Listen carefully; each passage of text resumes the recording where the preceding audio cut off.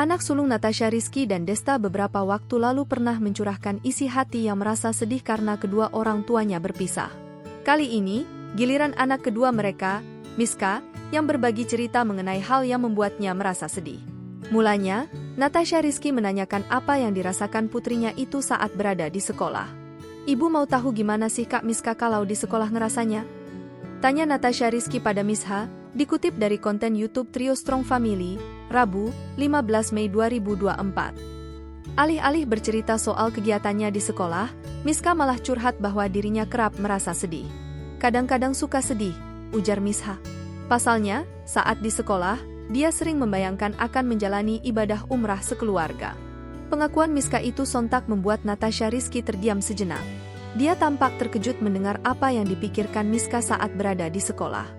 Namun, Natasha juga salut mendengar keinginan putrinya. "Karena Miska mau umrah sekeluarga, suka mikir pengin umrah sekeluarga gitu," jelas Misha.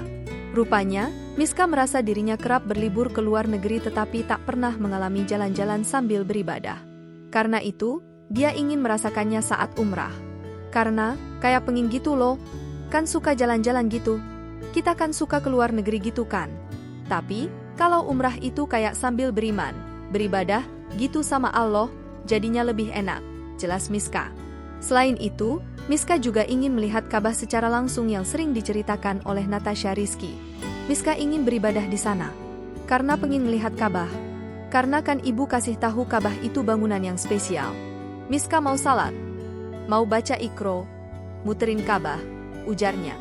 Tak berhenti sampai di situ, Miska juga ingin berdoa secara langsung agar Desta kembali salat dan bersatu lagi dengan ibunya. Miska ingin mendoakan keluarganya. "Pengin ayah salat lagi, ibu sama ayah bersatu lagi, Miska doain biar sekeluarga masuk surga," pungkasnya. Download Tribun X sekarang, menghadirkan lokal menjadi Indonesia.